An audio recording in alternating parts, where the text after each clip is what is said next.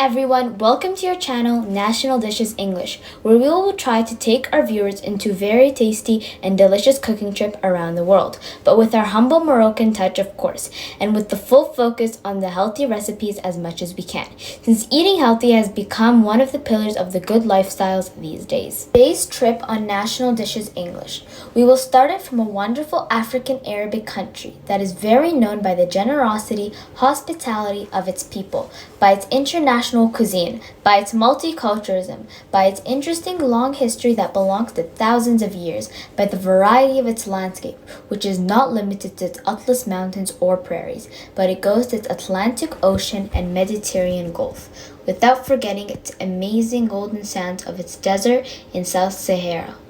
However, what would interest us more in this video is its dishes that rank the international cuisine. Since whenever we see a conversation of two people about this country's tasty cuisine would take a big part of that conversation. Welcome to Morocco. Today's dish, you will notice it on every single dining table in Morocco, especially in the month of Ramadan. It has so many names. Some call it sfouf, some call it Selloo, and some call it tqawit, and some spoil it by naming it slilo. Today's Selloo will be very unique in a sense.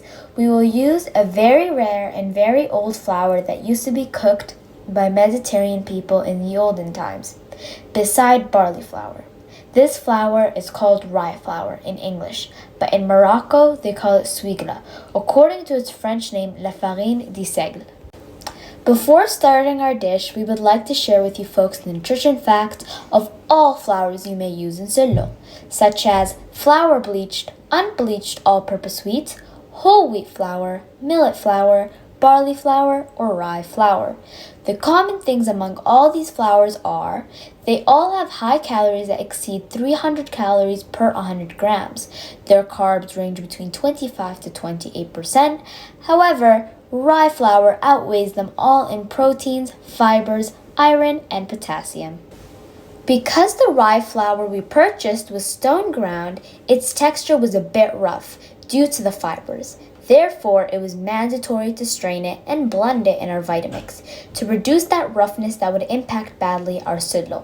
And because we seek that chewiness at the end result, we recommend to strain it for the second time before roasting it. I'd like to make a very short remark about roasting rye flour. Personally, I prefer to roast it in a cooking pan instead of the oven because this method allows us to control its brownness and to avoid burning it. Now we would strain it for the last time to take out all those little pebbles created during the roasting process, so our rye flour gets that golden color and that amazing softness. Now we put our frying pan on the stove to roast anise seeds. It doesn't require more than 5 minutes to avoid its burning. Then we roast our fennel seeds the same way for the same time. Now we will present our ingredients that will be in the description box.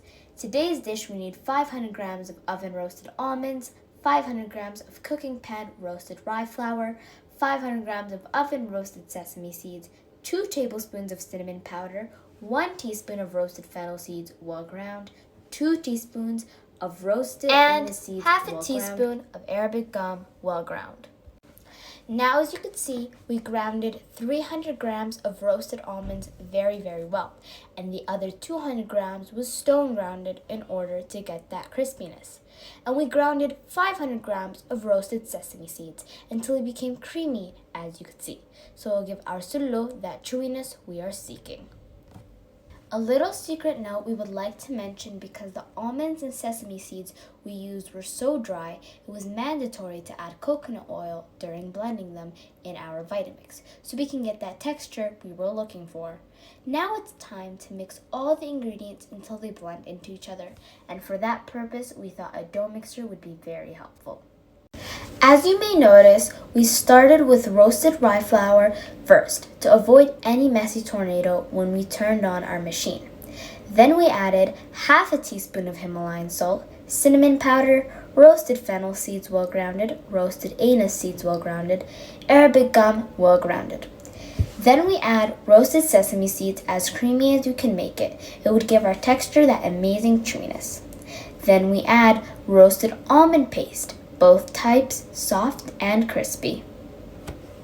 In order to mix all of these ingredients, we used a refined olive oil with 15% of extra virgin. And we recommend to not use extra virgin olive oil to avoid that strong smell. Then we use an organic honey to make it as healthy as we can. The quantity of olive oil and honey is based on your taste.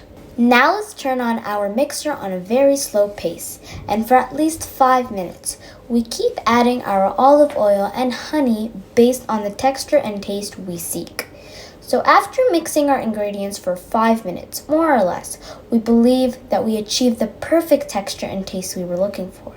As you can see, rye flour Selloo looks amazing and the taste is beyond imagination. This one deserves to be spoiled by naming it Rye Flour, as it melts in the mouth. We are not quite sure that the quantity will last for long. It's unbelievably delicious.